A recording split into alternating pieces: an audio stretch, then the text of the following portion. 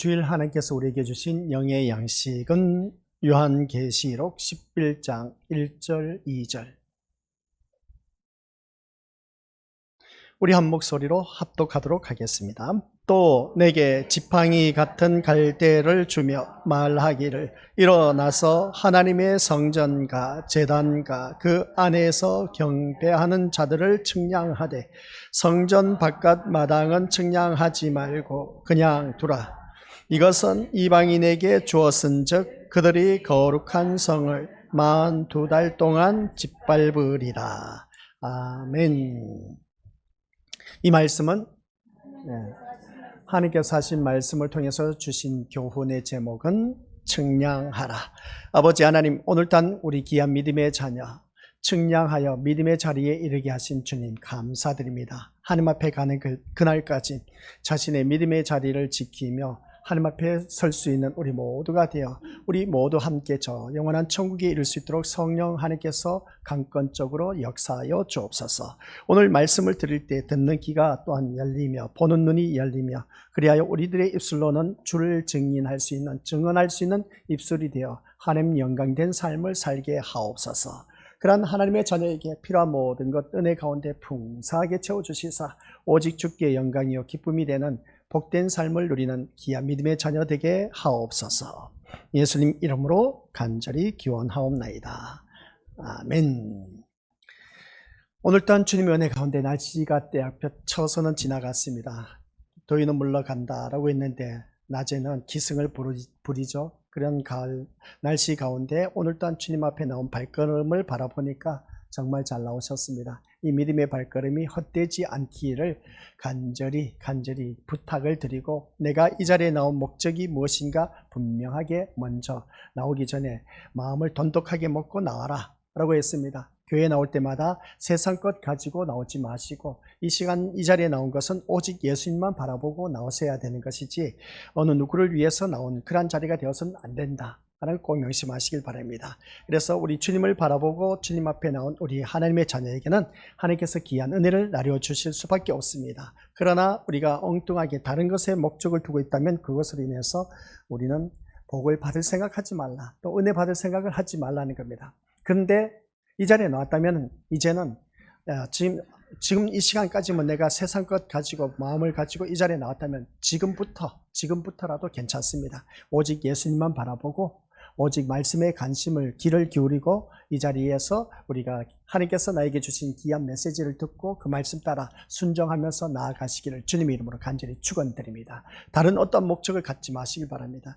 저에게 또한 어떤 위로와 또한 격려, 소망 이런 것을 듣기를 또 사모하지 마시고 오늘 하나님께서 주신 말씀을 통해서 그 말씀 속에서 위로를 받아 누리시고 소망을 가지시길 바랍니다. 그래야만이 우리가 살아남을 수가 있고 또한 끝까지 믿음의 자리를 지킨 그러한 자에게 새 하늘과 새 땅에 이룰 수가 있다라는 사실을 꼭 명심하시길 바랍니다. 그래서 우리는 측량하라는 이 말씀을 듣고 우리가 지나간 시간에 어떤 마음 자세로 또 임하였는지 모르지만 매 시간마다 우리는 측량해야 됩니다. 무엇을 측량하느냐라고 했을 때 나의 신앙을 측량하라는 것입니다. 그 신앙을 측량하는 데 있어서 우리 지난 시간에는 자신의 모든 욕구를 다 포기하고 하나님의 요구하는 것에 순종하는 그런 삶으로 살아가야 된다. 만약에 하나님이 요구하는 그 삶의 순종으로 살아가지 못하면 이것 또한 측량해서 제외된 인생은 갈로 박힌 인생이죠. 그러면 지옥에 떨어질 수밖에 없다 하는 것이었습니다. 그러면 우리 주님이 나를 측량했을 때 신앙 안에 머무르는 그 모습이 흡족하냐라는 그런 말씀이죠. 그래서 우리는 날마다 자기 자신의 그 욕구, 충족, 욕심 이 모든 것 다 떨쳐버리기 위해서는 임마누엘 하나님이 우리와 함께하고 계신다라고 했습니다. 그래서 임마누엘 하나님은 왜 함께하고 계시느냐? 내가 세상을 향한 그 욕정, 욕망, 욕구, 성취 그 모든 것을 이루기 위해서 우리 하나님이 함께하신 것이 아니다. 그러한 것을 하나하나 다 제거하기 위해서 하나님이 나와 함께 하신다는 것이고 또 내 뜻을 이루기 위해서 이 자리에 나왔다면 그건 다 내려놓으실 바랍니다. 하나님의 뜻을 이루기 위해서 이 자리에 나와야 된다 하는 걸 꼭 명심하시길 바랍니다. 그래서 하나님이 지금 나와 함께하고 계신다는 것이죠. 그러면 목사님, 정말 내 뜻이 아닌 하나님 뜻을 이루기 위한 것이면 인생 재미가 무슨 재미가 있겠습니까? 근데 재미가 있습니다. 하나님 뜻을 이루는 데 쓰임 받다 보면은 하는 모든 일들이 내가 생각하는 대로 모든 것이 다 이루어진다는 걸 꼭 명심하시길 바랍니다. 그래서 우리가 믿음 생활하면서 우리 사람을 조정할 수 있는 능력이 있습니다. 그 사람을 다스릴 수 있는 파워가 있다는 것이죠. 그것은 다른 것이 아니라 내가 말씀 안에서만 산다면 하나님께서 그러한 능력을 주시고 내가 생각하는 대로 내가 원하는 대로 이루어지신다. 그게 바로 누가 하고 계시느냐? 임마누엘 하나님. 나와 함께 하신 하나님이 그렇게 하고 계신다. 만약에 내가 말씀에서 벗어났을 때, 이탈되었을 때 그때는 하나님이 어떻게 하시느냐라고 했을 때 임마누엘 하나님께서는 심판을 하신다는 겁니다. 그래서 우리가 심판을 받지 않으려면 어느 누구든지 심판에서 그 대상에서 벗어나기를 원한다면 내가 말씀 안에서 사는 길밖에 없다 하는 걸 꼭 명심하시길 바랍니다. 근데 내가 말씀 안에서 사는데도 불구하고 왜 나에게는 이 심판, 나에게 주어진 그 어려운 일들이 있을까? 그것은 우리 믿음의 식구들에게 각자의 믿음의 분량인 것이고 불필요한 것을 제거하기 위해서 하나님이 지금 이 순간에도 나와 함께 하시고 우리 믿음의 식구들 이렇게 날씨 좋은 이 날씨 속에서 우리 믿음의 식구들 단대 가지 않고 이 믿음의 자리를 앉혀놓았습니다. 얼마나 귀한 자리인지 모릅니다. 하나님께서 앉혀놓으신 것이지 내가 나온 것은 아니다라는 겁니다. 그래서 신자란 지난 시간에 말씀을 드렸는데 자기 일이 아닌 하나님 일에 관심을 두며 사는 사람이라고 하신 것을 보게 됩니다. 우리가 믿음 생활하면서 어느 누구든지 자기 일에 관심을 많이 갖고 살아가는 그 모습 보게 되는데 우리는 그것이 아니라 하나님의 일에 관심을 갖고 있어야 된다. 이 자리에 나온 우리 믿음의 심령들은 하나님의 일에 관심을 갖고 있기 때문에 이 자리에 나왔다라는 사실입니다. 자기 일에 관심을 가지면 우리 믿음의 모습들 세상에 나가서 자기가 하고 싶은 일을 할 겁니다. 이렇게 날씨 좋은 그 가운데 놀러를 갈 수가 있고 여행을 갈 수가 있고 또한 어떻습니까? 사람들과 만남 속에서 관계를 맺을 수가 있음을 보게 됩니다. 그러나 그런 것을 다 포기하고 하나님 일에 관심을 가졌기 때문에 이 자리에 나오게 되었다라는 사실입니다. 그럼 하나님 일이 뭐냐? 라고 했을 때 이 예배 드리는 것이 하나님 일이냐? 맞는 말씀입니다. 근데 성경에서는 더 명확하게 말씀을 해놨는데 하나님의 일이란 하나님께서 보내신 자를 믿는 것이 하나님의 일이다라는 것이었습니다. 그래서 하나님께서 보내신 자 곧 예수 그리스도를 믿는 것이 하나님 일이기 때문에 이 자리에 나와 앉아 계신다라는 사실입니다. 그리고 보면 우리 믿음의 식구들께서는 자기 일에 관심이 아니라 하나님 일에 관심이 있어서 이 자리에 나와 앉아 있다면 그 예수 그리스도를 믿음으로 말미암아 예수님께서 나에게 주신 귀한 복 이미 우리 거수들은 다 받아 누리고 계신다. 구원의 복입니다. 이 구원의 복을, 이 구원의 선물을 받아서 우리는 영원한 천국에 이르게 되었다라는 사실이죠. 그래서 예수 그리스도를 믿으며 만족하며 사는 사람을 우리가 어느 누구든지 그런 모습으로 거듭나야 되는 것인데 예수 그리스도를 믿으며 만족하지 못한다면 내 인생은 정말 힘들고 어렵고 참 고달픈 곤고한 삶을 살 수밖에 없다는 걸 꼭 명심하시길 바랍니다. 그런데 인간의 욕망은 결코 예수님으로만 만족할 수 없도록 우리가 한다는 것이죠. 이 인간의 욕망이 한도 끝도 없습니다. 예수님 한 분만으로 만족하면서 살아야 된다라고 이 말씀 시간에는 들으면서 아멘 하지만은 막상 삶 속에서는 예수님 한 분만으로 만족하며 사느냐는 것이죠. 아니라는 겁니다. 눈앞에 보이는 것이 더 커 보이는 것을 보게 된 것이죠. 그래서 예수님으로만 만족하지 못하는 믿음은 예수님을 선택하고 또 다른 부수적으로 따라오게 되는 뭔가를 기대하고 있다는 것을 보게 됩니다. 그러다 보니까 예수님만 바라보고 이 자리에 나와야 되는데 예수님을 믿음으로 말미암아 다른 어떤 것을 기대하면서 나오는 그런 우리들. 그래서 우리들의 기대는 그 기대를 모두 버리고 예수님으로만 만족하는 길을 가고자 하는 그런 자가 되어야 된다라는 사실 꼭 명심하시길 바랍니다. 그래서 우리는 이 시간 예수님으로만 만족할 수 있다면 그는 세상에 대해서 기대하지 않는 자라고 할 수가 있음을 보게 됩니다. 그런데 우리가 예수님으로만 만족하면서 사는 사람은 세상 것에 대해서 기대하지 않는다. 세상 것을 기대하지 않는다면 이 자리에 우리는 무엇을 기대하면서 사느냐? 천국에 대한 기대를 가지면서 살아가야 된다는 것이죠. 그래서 예수님 한 분만으로 만족하다면 우리 믿음의 모습들 모두 다가 내 마음을 한번 점검해 보시길 바랍니다. 내 마음을 점검했을 때 아직도 내 세상에 뭔가 기대를 하고 이 자리에 앉아 있다면 뭔가 잘못되었다는 신앙. 그러나 내가 기대하고 있는 것이 천국에 대한 기대를 갖고 앉아 계신다면 우리 믿음의 식구들 제대로 신앙생활을 하고 있다라고 해도 과언이 아닌 겁니다. 근데 그 천국이 언제 오느냐는 것이죠. 죽어야 우리가 천국이 오지 않습니까? 그죠? 근데 죽지 않고서도 이미 하나님 나라는 너희 심령에 임하였다라고 했습니다.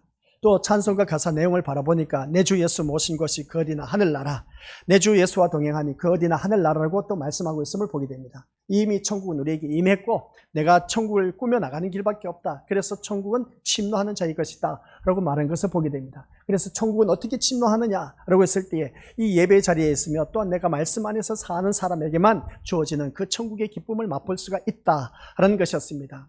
그래서 천국은 내가 꾸며나가는 것이죠. 내가 꾸며나가는 데 있어서 그 꾸며나가는 데 있어서 내 힘으로는 힘듭니다. 그러나 성령 하나님의 도움을 구해서 꾸며나갈 수가 있다라는 사실이죠. 그러면 어떻게 그 천국을 꾸며나갈 수가 있느냐. 그래서 우리가 분위기에서 삶 가운데서도 내가 가는 곳곳마다 정말 화목 덩어리가 되고 기쁨이 넘치고 즐거움이 넘친다면 그 사람은 정말 화목한 분위기로서 우리 주님께서 이 땅에 오신 것, 하나님과 우리 인간의 관계가 원수되었던 관계를 화목하게 하신 그 모습을 보게 됩니다. 그건 정말 하나님의 자녀다운 모습으로 제대로 신앙생활을 하고 있다라는 것을 보게 됩니다. 그런데 내가 가는 곳마다 뭔가 분쟁의 요소가 된다, 뭔가 싸늘하게 뭔가 분위기를 찬물 얻는 그런 분위기를 만든다. 이건 하나님의 자녀로서 온전한 모습이 될 수가 없다는 겁니다. 오늘 새벽 예배 때 말씀도 있었지만 우리가 가는 곳곳마다 어느 누구든지 화목한 분위기가 되어야 된다라고 하면서 뭐라고 했습니까? 너희는 세상의 소금과 빛이라고 했습니다. 이 소금과 빛을 발하기 위해서는 뭐가 중요하다? 소금과 빛을 발하기 위해서는 소금은 녹아야만 어떻습니까? 그 맛을 발휘할 수가 있습니다. 짠맛을 낼 수가 있다는 거죠. 빛은 에너지가 희생해야 어떻습니까? 그것으로 인해서 빛을 발할 수가 있다고 했습니다.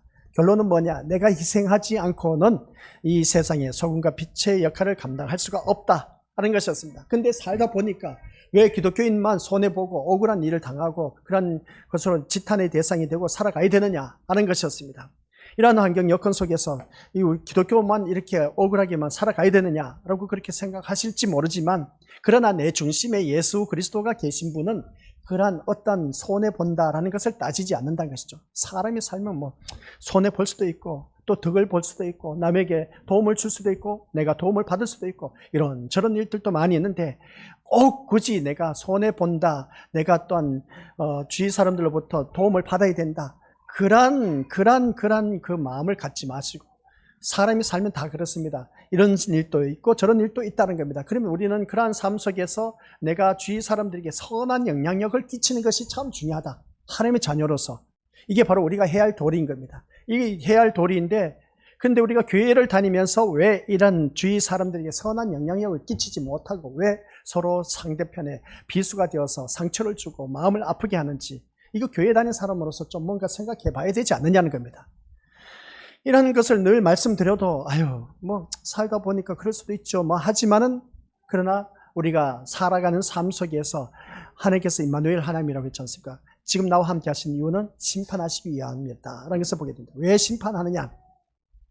말씀에서 우리가 이탈되었을 때 거기에 대해서 심판하고 계신다는 겁니다. 그런 그 말씀 속에서 내가 산다면은 말씀으로 인해서 우리를 보장해 주십니다. 그래서 내 삶 속에서 이런 저런 일들이 일어난다 라고 했을 때 그것은 다른 것 없습니다. 내가 믿음의 자리를 지키지 못하고 말씀에 이탈되었기 때문에 거기에 대한 대가를 치르고 있다는 사실.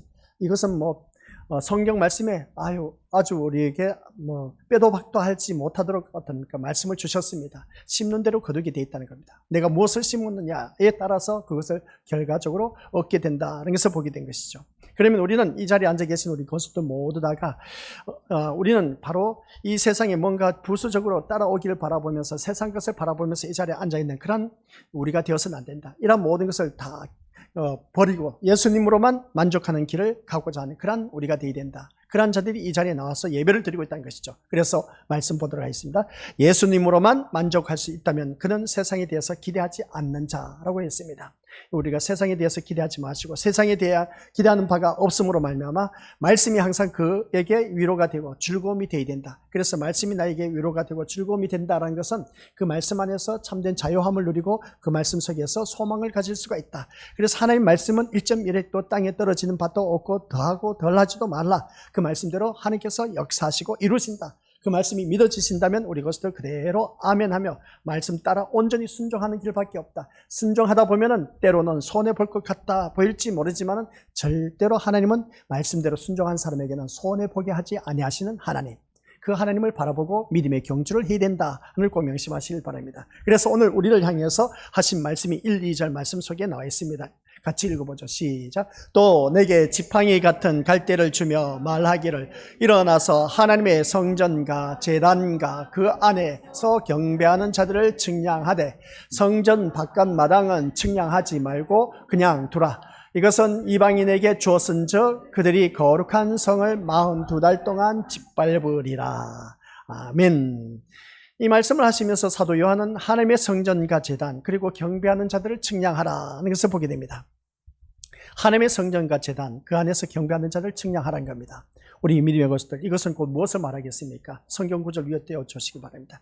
하나님의 성전과 제단 이거 우리 믿음의 것들 그 안에서 경배하는 자들 오늘 이 자리에서 예배하는 자들 저 빨간 것입니다. 하나님의 성전과 제단과 그 안에서 경배하는 자들을 측량하라. 우리 이 말씀을 통해서 우리가 깨닫는 것이 무엇일까? 이 측량하라는 명령을 받았을 때 이 문자적으로 성전 건축을 말하는 것이 아니라 종말에 있을 하나님께 속한 참된 교회를 구별하고자 보존하시겠다는 하나님의 언약적인 행위라고 말할 수가 있음을 보게 됩니다. 그래서 이 측량하라고 했을 때에 성전 바깥 마당은 측량하지 말라.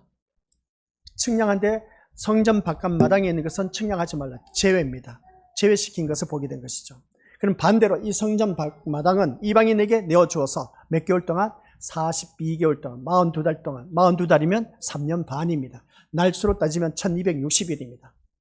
42달, 42달 동안, 3년 반 동안 이 이방인에게 어떻습니까? 짓밟힘을 당하게 될 것이다 하는 것을 바라볼 때 이것은 곧 무엇을 말하느냐? 교회가 세상 속에서 핍박과 고난을 겪는 역사를 상징하고 있다는 그런 말씀입니다. 여기서 중요한 점은 하나님의 백성은 고난 속에서도 하나님 보호 아래 측량된 자들이라는 사실입니다. 그래서 본문은 이 10장 8절부터 11절이 천사의 손에 쥐은 작은 두루마리를 먹으니까 입에선 달지만 배에서 쓰다라는 말씀과 연관이 있다는 겁니다. 그 말씀을 바라봤을 때 우리가 배에서 쓴 말씀이 어떻게 우리에게 위로가 되고 즐거움이 될 수가 있을까 하는 것을 바라보게 된 것이죠.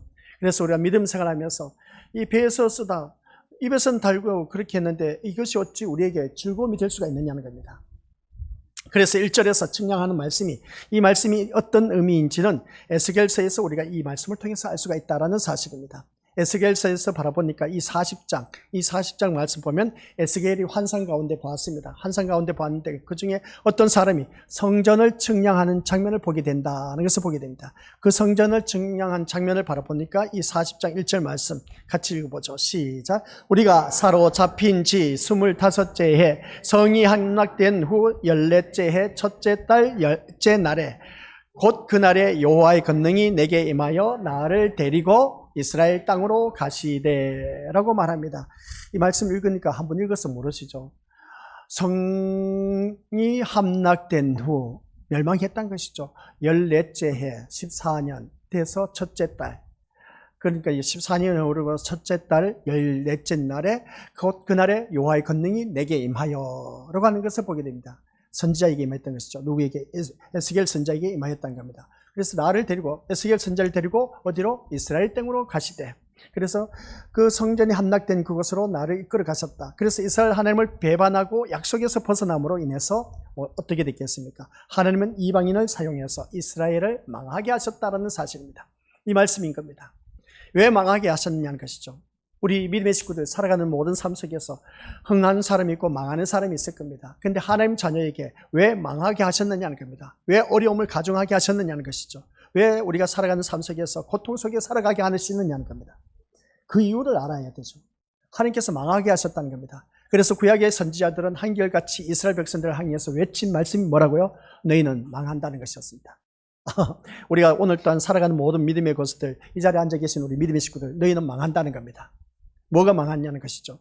이 세상은 하나님의 심판을 받아 어느 누구를 막론하고 다 멸망할 수밖에 없다. 그러나 그 망하는 세계에서 세상에서 오직 살아날 길은 예수 그리스도밖에 없다는 겁니다. 구약의 이스라엘 백성들 또한 역시 하나님의 자녀라고 선민 이스라엘 백성이라고 자부하면서 그들은 대단한 자부심을 가졌습니다. 근데 자부심을 가지면 뭐 하겠습니까? 내가 하나님의 자녀라고 한들 무슨 소용이 있겠느냐는 겁니다. 내가 교회 다니는 사람이라고 한들 무슨 소용이 있겠느냐는 겁니다. 하나님 말씀대로 살지 않는데 어떻게 하나님 백성이라 하고 하나님의 자녀라고 말할 수 있겠느냐는 겁니다. 그래서 구약의 이스라엘 백성들은 우리는 하나님으로부터 택함받은 이스라엘 백성이다 하면서 어떤 선민 이스라엘 백성이다 자부심을 가졌지만은 그러나 선지자들이 외치는 말씀에 대해서 귓등으로 듣고 말씀대로 듣지 않았다는 겁니다. 결국은 어떻게 되냐? 하나님은 이방인을 사용해서 이스라엘을 망하게 했다는 겁니다. 오늘 이 자리에 앉아 계신 우리 믿음의 식구들 역시 내가 하나님의 자녀라고 하면서도 말씀 안에서 살지 못하면 말씀처럼 우리를 망하게 하십니다. 망하게 하십니다. 아까 기도 잘 하셨습니다. 이 세상에서 망하는 건 괜찮아요. 빨리 깨닫고 우리 믿음의 식구들 정신 챙겨서 빨리 일어설 수가 있습니다. 내 목숨이 살아있을 때. 그러나 내가 죽고 나서 사후의 세계에서 망하면 이것은 우리 것들 그게 참 안타까운 일입니다. 저는 그래서 말씀이 가장 두려운 것이 뭐라고 했습니까? 주여 주여 주여 하는 자마다 다 천국에 들어가지 못한다. 그 말씀이었습니다. 이 사후의 세계에서 내가 이 세상에 있을 때 주여 주여 하면서 선지자 노릇하고 귀신을 쫓아내고 권능을 행했지 않습니까? 했더니 주님 뭐라고 하십니까? 난 너를 도무지 알지 못하니 내게서 떠나가라 하는 그 모습 보게 됩니다. 이게 바로 사후의 세계에서 망하는 모습인 겁니다. 내게서 떠나가라. 바깥 어둠에 던짐을 받는다. 그 바깥 어둠이 던짐이 어딘지 아십니까? 지옥인 겁니다. 그 지옥에 던져진다는 것이죠. 그 지옥의 고통은 우리 믿음의 식구들 이 세상에서도 지옥의 고통에 맛을 봤습니다. 아파 죽겠다 했을 때 차라리 이 고통 속에 사느니 죽었으면 좋겠다 한 그때가 있었던 것을 보겠는데 그게 바로 지옥의 고통입니다. 그 지옥의 고통이 우리는 이 세상에서 주사 맞고 치료를 받으면 그 고통에서 이제 벗어나지 않습니까? 지옥은 아닌 겁니다. 한 번 시작이면 영원토록 고통 속에 산다는 겁니다. 그러니까 우리 믿음의 식구들은 절대로 그게 빠져들어서는 안 되고 그쪽 지옥에 떨어져서는 안 된다는 것이죠. 그래서 우리는 살 때에 이 세상에서 망하는 것 그것으로 인해서 두려워하지 마시고 그것을 안달부달하면서 내 자녀가 좀 안 되었다 해서 그것으로 인해서 마치 세상 다 산 것처럼 다 포기한 것처럼 그렇게 살지 마시고 아시겠습니까? 사람이 살다 보면 누구든지 다 겪을 수밖에 없는 그런 인생인 겁니다. 나만 겪는 것이 아니란 겁니다. 한 가지 잘못되었다 해서 그것으로 인해서 붙잡고 그냥 알고 달고 하면서 애고 달고 하면서 이거 어찌하면 좋겠냐고 할 것이 아니라 사람이 살다 보면 그럴 수도 있다는 것을 생각하고 다시 일어날 수 있다는 기회가 있다는 것이죠. 내가 살아있기 때문에. 근데 사후의 세계에서 죽고 나서 망하면 이거는 진짜 지옥에 떨어지기 때문에 절대로 그런 자가 되어서는 안 된다. 그래서 우리는 이 세상에서 끼어 있어서 제대로 된 신앙생활을 해야 된다 하는 그런 말씀입니다. 아파 죽어도 이 믿음의 자리를 지키면서 결론은 뭐냐라고 했을 때 우리 믿음의 식구들 11장 1절 2절 말씀 결론은 내 믿음의 자리를 지켜라. 이 예배 자리를 지켜라. 그겁니다. 그거 결론부터 말씀드리도록 하겠습니다. 이것을 항상 염두에 두고 이제 11장 1절 2절 말씀 계속 들으시기 바랍니다. 그래서 우리가 살아가는 모든 삶 속에서 이 말씀을 듣다 보면 그렇습니다. 이 말씀 속에서 배에서 쓴 말이 어떻게 위로가 되고 또 우리에게 즐거움이 될 수 있을까?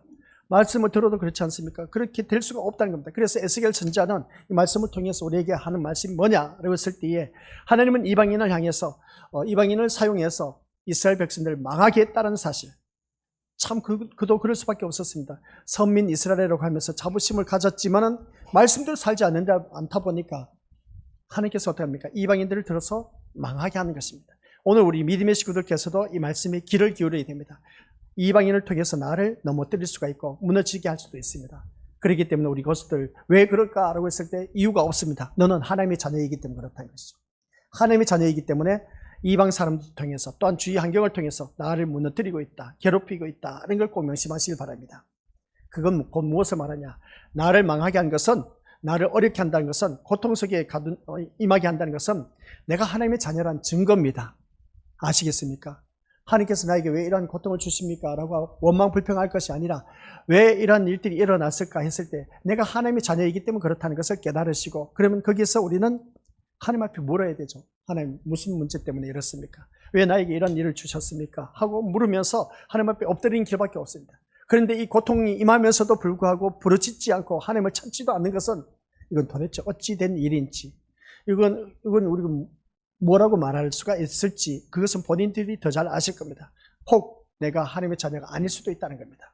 될 대로 되라는 것처럼 아예 그냥 포기한 그런 인생일 수도 있음을 보게 되는데 그러나 그런 어려움이 닥쳤을 때에 그것을 붙잡고 하나님 앞에 부르짖으면서 도대체 이 일이 무엇 때문에 그런지 찾고 또 찾으면서 그 원인을 찾아내면 그것이 바로 하나님의 자녀고 또 그것을 찾아내는 순간 우리 모든 믿음의 건설들 문제가 다 풀어지는 역사가, 해결되는 역사가 일어난다는 겁니다. 그래서 오늘 우리가 믿음 생활하면서 이스라엘 백성들은 이방인들을 통해서 이스라엘 망하게 한 것을 볼 때 그때 예루살렘과 함께 성전 역시 무너져 버리고 말았습니다. 그래서 예루살렘 성전이 무너짐으로 말미암아 성이 함락된 후라는 것은 바로 그것을 얘기하는 것을 바라보게 되는데, 그런데 2절을 바라보니까 어떤 내용이 있느냐? 에스겔서 40장 2절 말씀 보니까 같이 읽어보죠. 시작. 하나님이 이상 중에 나를 데리고 이스라엘 땅에 이르러 나를 매우 높은 산 위에 내려놓으시는데 거기에서 나무로 향하여 성읍 형상 같은 것이 있더라.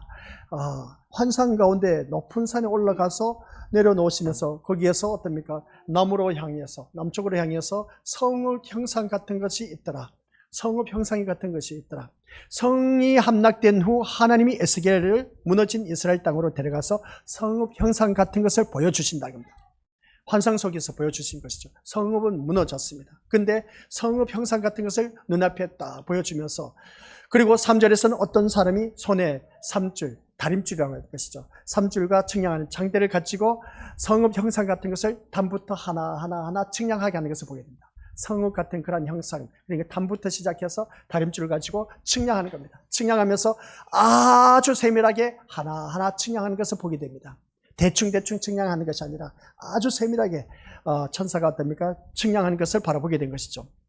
이런 모습 볼 때 에스겔 40장 38절부터 이제 제단에 대한 측량에 대해서 나오는 것을 보면은 이 성읍 형상 같은 것은 성전이라는 것을 알 수가 있음을 보게 됩니다. 그 성전.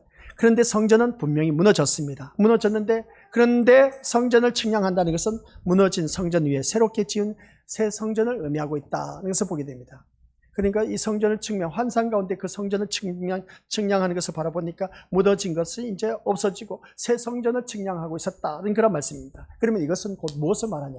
이 계시록 말씀을 듣다 보니까 정신 챙기지 않으면 몰라요. 근데 이거 말씀을 에스겔서 읽어도 이게 도대체 무슨 말씀인지 이해가 안 되신 분들이 있음을 보게 됩니다. 그러니까 쉽게 표현하면 예루살렘 성이 무너졌습니다. 무너진 이유가 그들이 죄를 범했기 때문에 무너져 버렸습니다. 망했습니다. 그래서 다시 세워지지 않았어. 그래서 세워지지 않았는데 그것을 이제 에스겔 선지자에게 환상을 높은 산에 데리고 올라가서 남쪽으로 향해서 보니까 환상을 보여준데 그 새로운 성전이 눈앞에 보이는 거야. 눈앞에 보이는데 더 자세히 보니까 측량하고 있더라는 겁니다. 그 성전을 측량하고 있다는 것을 볼 때 그 성전이 어떤 성전일까 하는 것을 보게 된 것이죠. 그래서 측량하는 데 있어서 담 하나하나 아주 세밀하게 모든 것을 정확하게 재고 있었다는 것을 보게 된 겁니다. 이것은 곧 이스라엘 손으로 지은 성전은 이스라엘의 죄로 인해서 무너졌다는 것을 다시 한 번 더 우리가 깨달아야 된 것입니다. 사람의 손으로 지은 것은 무너질 수밖에 없습니다. 결론은 뭐냐? 우리 계시록에서 우리가 계속해서 말씀 듣는 것처럼 이전 하늘과 이 땅은 다 사라지고 없어진다는 것이었습니다. 그렇기 때문에 다 무너진다는 것이죠. 이것은 곧 무엇 때문에? 죄로 인해서 다 무너지고 사라진다는 겁니다. 그래서 이스라엘은 자신들의 손으로 지은 성전이 있고 제사가 있음으로 인해서 자신들이 구원받은 백성임을 스스로 인정을 했습니다. 그런데 그 성전이 무너진 것은 구원은 인간의 손에 달린 것이 아니다라는 것입니다. 아시겠습니까? 성전이 무너진 것은 어느 누구를 막론하고 그들은 망하는 것을 말하는 것인데, 이 성전이 무너졌을 때 이 구원은 사람의 손에 있는 것이 아니라 하나님의 손에 있다는 것을 우리에게 보여주고 있다는 겁니다. 그래서 인간은 손으로 지은 것이 인정하지 않으시겠다라는 그런 것을 볼 때 우리 믿음의 것들, 그러면 하나님이 인정하시는 성전이란 무엇이냐는 것이죠. 하나님이 인정하신 성전, 이걸 이제 우리가 말하고 있습니다. 그래서 에스겔 선지자가 본 그 성전은 이런 건물 같은 그런 성전을 보았다라고 말할 수가 있음을 보게 됩니다. 근데 그 성전에 대해서는 명확하게 나오지는 않았습니다. 근데 그 성전을 정확하게 담부터 하나하나 측량해 나갔던 것을 보게 됩니다. 그러면 하나님이 인정하시는 성전이 무엇일까? 이걸 알아야 됩니다. 이미 성전은, 눈앞에 보이는 가시적인 성전은 무너졌습니다. 근데 무너졌는데 하나님이 인정하시는 성전이 있다는 겁니다. 에스겔 선지자에게 보여준 그 성전, 이게 성전이 무엇이겠냐라고 했을 때 일단 생각할 것은 인간의 손으로 지은 것은 안 된다는 겁니다. 왜냐하면 예루살렘 성전이 무너짐으로 인해서 인간의 손으로 지은 것은 안 된다는 것을 보여주셨기 때문에 그렇습니다. 그렇다면 결론은 뭐냐? 같이 읽어보죠. 시작. 하나님이 손수 지으신 것이어야 한다는 것. 하나님이 손수 지으신 성전. 하나님이 손수 지으신 성전. 이걸 말하고 있습니다. 그러면 하나님이 손수 지으신 성전이 무엇일까? 이걸 우리가 생각해야 되겠죠. 하나님이 손수 지으신 성전은 무엇일까? 따라서 에스겔에게서 성전을 측량하는 것은 인간이 지은 성전을 무너뜨리시고 그 위에 하나님으로부터 지으신 성전을, 새 성전을 세우시겠다는 것을 에스겔 선지자에게 보여주신 것으로 우리가 이해할 수가 있다는 겁니다. 그러니까 사람으로 만든 성전은 무너졌다. 하나님이 세우신 성전을 하나님께서 에스겔 선지자에게 보여주셨다. 그래서 오늘 우리 믿음의 것들 성경 말씀 요한계시록 21장이죠. 21장 10절에서 12절 말씀입니다. 같이 읽어보죠. 시작. 성령으로 나를 데리고 크고 높은 산으로 올라가. 여기서 가만히 있어보세요. 아까 에스겔 선지자를 바라보니까 에스겔 선지자를 높은 산으로 데리고 올라가서 환상을 보여주셨다고 했지 않습니까? 남쪽으로 향한 그 성경. 그 말씀이 에스겔 선지자에게 보여주면서 구약의 말씀입니다. 근데 신약 성경에 와서 이제 계시록 21장에서 또 성령이 나를, 아까 선지자는 어떻습니까? 에스겔 선지자는 천사의 손을 받들려서 어떻습니까? 데리고 올라가서 높은 산에 올라가서 남쪽을 향해서 보여주셨는데 새 성전을 보여주셨습니다. 그런 것처럼 오늘 단 성령으로 요한 사도를 데리고 올라가서 높은 산으로 올라가서 뭐라고 했습니까? 하나님께로부터 하늘에서 내려오는 거룩한 성, 하늘로부터 내려오는 거룩한 성이라고 합니다. 이 하나님께로부터 하늘에서 내려온 거룩한 성 예루살렘을 어떻습니까? 보이니 하나님 11절 시작. 하나님의 영광이 있어 그의 성의 빛이 지극히 귀한 보석 같고 벽옥과 수정같이 맑더라. 크고 높은 성곽이 있고 12문이 있는데 문에 12천사가 있고 그 문들 위에 이름을 썼으니 이스라엘 자손 12지파의 이름들이라. 아멘. 이 12문의 이름을 썼는데 이스라엘 자손 12지파의 이름들이라. 이렇게 말씀하면 이제 여기서 우리가 감을 잡아야죠. 여기서 보면 요한이 하늘에서 내려온 거룩한 성 예루살렘을 보고 있습니다. 하늘에서 내려온 거룩한 성 예루살렘. 우리 그림을 봤지 않습니까? 구름 속에 그 예루살렘 성전이 있는 그런 그림 봤지 않습니까?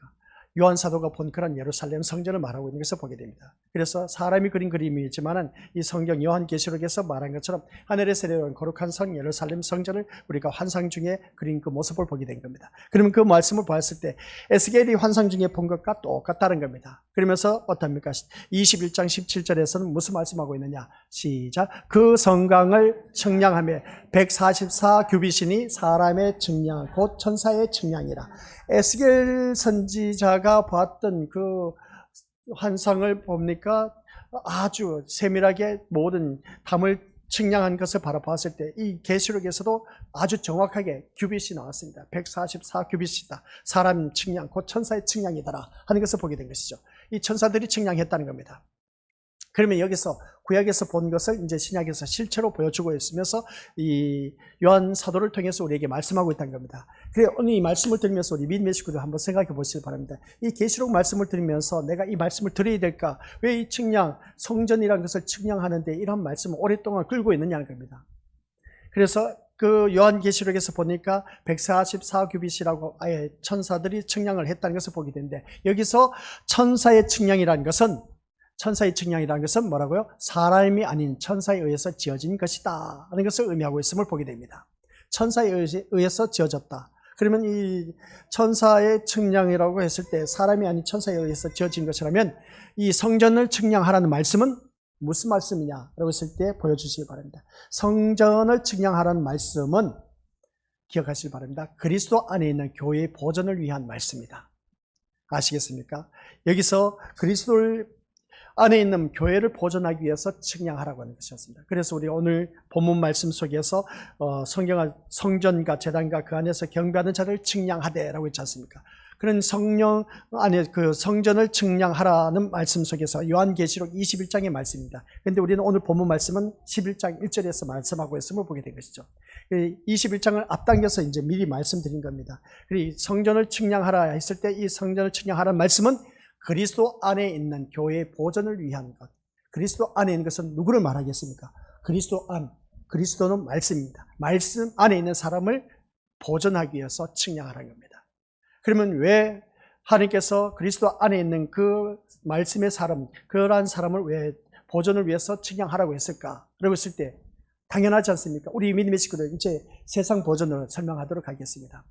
이웃집과 우리 집 땅이 있었습니다. 보니까 이웃집이 자꾸만 우리 땅을 침범해 오는 것 같아.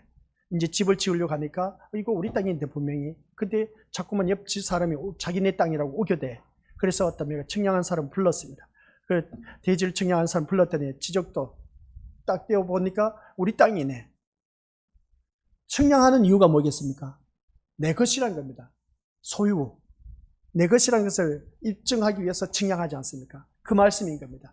그리스도 안에서 있는 하나님의 자녀, 말씀 안에 있는 우리들 측량하는 것은 내가 곧 하나님의 소유이기 때문에 측량하라는 겁니다. 하나님의 소유가 아니면 측량할 것도 없다. 그래서 성전 바깥에 있는 것은 측량하지 말라고 하지 않습니까? 바로 그겁니다. 오늘 이 자리에 앉아 계신 우리 믿음의 식구들을 측량하라고 하는 것이죠. 그래서 측량하라고 하는데 그리스도 안에서 있는 우리 믿음의 식구들, 이 교회를 보존하기 위해서, 우리를 보존하기 위해서 측량하라고 했습니다. 측량하라는 이유가 왜 그럴까? 그것은 다른 거 아니에요. 하나님의 소유니까 손대지 못하게 하기 위한 것입니다. 우리 그렇지 않습니까? 지족들을 이제 측량했을 때 이것은 경계선 딱 그어 놓으니까 이웃집이 이제 손을 못 댑니다. 다들 알고 계시죠? 지적도 지으면 다들 알고 있지 않습니까? 딱 경계선 딱 그어 놓으니까 더 이상 이웃집이 이건 내 땅에다 우길 수가 없어. 그러다 보니까 어떻습니까? 그 땅을 통해서 이제 내 것이다라는 거 명확하게 주어지지 않습니까? 바로 그겁니다. 오늘 이 자리에 앉아 계신 우리 것들 모두가 이 성전을 측량하라고 했을 때 하나님의 자녀를 보호하기 위해서 측량하라는 겁니다. 손도 못 대게 한다는 겁니다. 그러니까 이 자리에 앉아 계신 우리 믿음의 식구들, 이방 사람들이 우리를 손도 못 대도록 딱 모든 것을 하나님의 소유이기 때문에 손대지 말라, 그 뜻입니다. 엄청난 축복의 메시지인 겁니다. 내가 살아가는 삶 속에서 세상 사람으로부터 이리 치고 저리 치고 하지 않습니까? 근데 이 성전을 측량하라고 했을 때는 그리스도 안에서 있는 우리 믿음의 식구를 보존하기 위해, 보호하기 위해서 하나님께서 어떻습니까? 측량하라고 했던 겁니다. 곧 무엇을 말하냐? 우리는 하나님의 피로 값주고, 예수 그리스도의 피로 값주고 산 하나님의 소유가 된 백성이기 때문에 그렇습니다. 그렇기 때문에 우리 하나님의 소유가 된 백성이기 때문에 이건 나의 백성이다, 손대지 말라, 그 말인 겁니다. 희망의 메시지지 않습니까? 근데 2절에 가서는 성전 바깥에 있는 것은 측량하지 말라고 합니다. 그건 나중에 말씀드리도록 하고, 오늘 이 시간에는 이 측량은 하나님의 소유권을 표시하는 행위라는 겁니다. 그러면 나는 누구다? 하나님의 소유가 된 백성이라는 것이죠. 그러면 자부심을 갖고 신앙생활 하시기 바랍니다. 엄청난 축복이라는 것이죠. 그래서 이 하나님의 소유가 된 백성은 구약에서는 뭐냐? 성막과 성전을 세울 때도 하나님의 규격을 일일이 정해 주었습니다. 성막을 세울 때 규빗을 어떻게 아주 세밀하게 레위기서에서 아주 자세하게 기록된 것을 보게 됩니다. 성막을 만들 때 한 그 모든 것이 천사가 알려준 모세 지도자가 받은 그대로 어떻습니까? 성막을 제도했습니다. 그러면 구약에서 그 성막을 제도한 것은 하나님으로부터 받은 그 모세가 어떻습니까? 그것을 신에서 받은 것을 성막을 그대로 어떻습니까? 그 규격대로 정해준 대로 성전을 세웠습니다. 신약에서는 오늘 우리가 살고 있는 이 신약에서는 교회는 그리스도의 몸이라고 했습니다. 교회는 그리스도의 몸이라는 것을 우리가 다들 잘 알고 계시죠? 이 말씀은 에베소서 1장 23절에 나와 있습니다. 이 말씀 바라보니까 교회는 그의 몸이니 만물 안에서 만물을 충만하게 하시는 이에 충만함이라. 교회는 만물 안에 있는 그 충만하게 하시는 이에 충만함이라. 교회는 예수 그리스도가 친히 이 그리스도의 몸이 되어 주셨다는 말씀입니다. 그러면 에베소서에서 말씀하고 있는 것은 교회의 머리는 그리스도의 그의 몸을 이루고 있는 지체들은 누구다? 예수, 우리 하나님의 자녀들. 하나님의 자녀들을 말하고 있습니다. 그러니까 신약의 성전은 하나님의 자녀들을 말하고 있다. 성전 안에 있는 오늘 우리들을 측량하라는 것이었습니다. 그래서 11장 1절에서 그 성전과 제단에서 안에서 예배드리는 자들 측량하라. 누굴? 세상 사람을 측량하는 것이 아니라 이 자리에 앉아 계신 우리 믿음의 식구들 측량하라. 측량하라는 이유는 뭐겠습니까? 너는 내 소유이기 때문에 측량하라고 했던 겁니다. 그러니까 어느 누구든지 너희들 손을 못 대게 하겠다, 그런 말씀입니다. 그러면서 이 말씀은 이제 제가 지난 시간에 말씀드렸지 않습니까? 예배 시간 때마다 우리는 측량을 해야 된다. 하나님 백성으로서. 그럼 무엇을 측량하느냐는 겁니다. 하나님의 소유가 된 백성으로서 내가 제대로 하나님 백성답게 살아가고 있는가 아닌가, 그것을 날마다 우리는 측량해야 되는 겁니다. 하나님의 소유로서 측량하라 했으니까 이게 하나님의 소유가 되었습니다. 이 자리에 앉아 계신 우리 믿음의 식구들은 모두 다 하나님의 소유가 되었습니다. 안전지대에 이르렀습니다. 그러면 안전지대에 이른 나는 날마다 자기 자신을 또 측량해야 돼.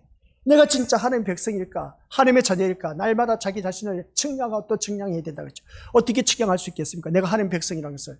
그래서 가장 잘 알 수 있는 방법은 우리 믿음의 식구들에게 말씀을 드렸습니다. 주위에 믿지 않은 사람들, 주위 사람들에게 한번 내가 교회 다니는 사람으로서 너는 나를 교회 다니는 사람으로 인해서 몇 점까지 점수를 줄 수가 있느냐? 100점 기준에서 한번 점수를 줘봐라. 했을 때 그 사람들이 나에 대해서 점수를 줄 겁니다. 거기에서 100점 맞으면 정말 제대로 된 신자입니다. 그런 신자가 또 있습니다. 너를 보니까 나도 교회 다니고 싶어. 너를 보니까 나도 교회 다니면서 천국 가고 싶어.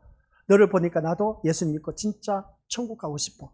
이런 소리 듣는 사람은 100점짜리 인생, 진짜 하나님의 소유가 된 백성다운 신앙생활을 했다라는 말씀 내용입니다.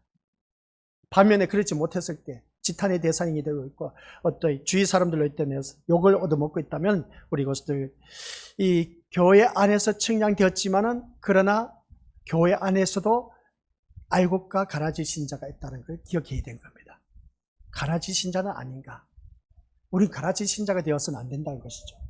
교회만 다닌다고 해서 무늬만의 기독교인이 아니라 아시겠습니까? 교회만 다닌다고 해서 다 측량되는 것이 아니라 교회 안에서도 알고 신자가 있다는 것입니다. 그러면 우리 믿음의 식구들 똑같이 신랑을 맞이하는데 열처녀의 비율을 바라보자는 겁니다. 10명의 문둥병이 있었는데 10명의 문둥병 가운데 그것은 아주 경쟁률이 높았습니다. 10대 1이었습니다. 한 사람이 구원받았습니다. 9명은 다 떨어졌어. 10명의 문둥병 고침을 받았지만은 어떻습니까? 그러나 한 사람만이 구원을 받았어. 10명이 문둥병에서 고침을 받았는데 왜 한 사람만이 구원받았을까? 이거 참 놀라운 일이지 않습니까? 우리 다 문둥병에 걸려 있습니다. 이 자리에 앉아 계신 우리 믿음의 식구들. 아니 목사님 무슨 그렇게 막말을 하십니까? 영적으로 바라보면 눈이 있어도 보지 못한 것 바로 영적 문둥병에 걸려 있지 않습니까? 입이 있어도 말하지 못한 우리 영적 문둥병에 걸려 있습니다. 귀가 있어도 듣지 못하고 또 어떻습니까? 손이 있어도 만지지 못한 그런 모습 볼 때 우리가 이런 모습을 바라볼 때 하나님이 일을 하신 것을 못 보고 듣지 못하고 하는 그 말을 하지 못한 걸 보면 다 문둥병에 걸려져 있습니다. 그런 우리들 이 10명의 문둥병을 고쳐주었습니다. 우리 또한 하나님의 말씀을 치유해 주시고 회복시켜 주었습니다. 근데 구원받은 자는 딱 한 명이랍니다. 성경 말씀에 바라보니까 10대 1이야. 그 10대 1에 내가 들어갈 수가 있겠느냐는 겁니다. 제가 저번 시간에 말씀드렸지 않습니까? 이 세상에는 나보다 월등히 뛰어난 아주 훌륭한 믿음의 신자들이 얼마나 많은지 모릅니다. 똑똑하고 지혜롭고 신앙생활 잘하시는 분들 얼마나 많은지 몰라. 그렇게 많은 사람들 가운데 또 하나님께서 나를 택하여 주셨다라고 했을 때 얼마나 고맙고 감사할 일인지, 그래서 우리 그저 감사하면서 사는 길밖에 없다 하는 그런 말씀입니다. 그래서 오늘 말씀 통해서 교회의 몸을 이루고 있는 그리스도의 그 지체를 이루고 있는 우리 믿음의 식구들은 날마다 자기 자신을 측량하고 또 측량해야 된다. 그래서 성전은 또한 우리를 자신을 가르치고 있다라고 하는 것을 고린도전서 3장 16절에서 표현하고 있음을 보게 됩니다. 같이 읽어보죠. 시작. 너희는 너희가 하나님의 성전인 것과 하나님의 성령이 너희 안에 계시는 것을 알지 못하느냐. 너희는 뭐라고요? 너희가 하나님의 성전인 것과 하나님의 성령이 너희와 함께하는 것을 알지 못하느냐. 성령의 전이란 겁니다. 따라서 여기서 측량은 뭡니까? 그리스도의 피로 값주고 사신 교회를 말하고 있습니다. 그리스도의 피로 값주고 사신 교회가 바로 누구냐? 오늘 이 자리에 앉아 계신 택한 성도를 하나님이 끝까지 지키신다는 언약의 복된 말씀입니다. 우리 믿음의 식구들 끝까지 지켜주신다는 언약의 표현의 말씀. 야, 계시록 여기 말씀 보니까 그래도 위로가 돼. 하나님께서 우리 믿음의 식구들 끝까지 지켜주신다는 겁니다. 하나님의 소유가 된 백성이라는 것이죠. 측량하는 것은 뭐라고요? 측량했을 때 내 땅은 누구든지 건들 수가 없다는 겁니다. 그러면 우리 이 자리에 앉아 계셔서 예배드린 자를 측량하라 그랬을 때는 이것은 오늘 이 자리에 앉아 계신 우리 믿음의 식구들은 하나님의 백성이니까 어느 누구든지 너희들 손은 못 댈 것이다. 너는 내 것이다라는 겁니다. 하나님의 소유가 된 백성이라는 겁니다. 자부심을 갖고 신앙생활 열심히 하면서 끝까지 하나님의 소유가 된 백성으로서 우리 모두 다 저 천국에 갈 수 있는 저와 우리 건속들 되시기를 주님의 이름으로 간절히 축원드립니다. 아버지 하나님 은혜 감사드립니다. 너희는 나의 소유가 된 하나님의 백성이라고 했습니다. 아버지 하나님, 오늘 이 자리에 머리 숙인 귀한 믿음의 심령들, 예배 안에 성전 안에서 예배드린 자 측량하라고 한 것은 하나님의 소유가 되었다라는 뜻입니다. 우리는 자부심을 갖고 끝까지 오직 예수님만 바라보고 믿음의 경주를 할 수 있는 자가 되어서 하나님의 소유가 된 백성으로서 우리 다 함께 저 영원한 천국에 이를 수 있는 복된 아버지 한 백성 되게 하옵소서. 예수님의 이름으로 기도드립니다. 아멘.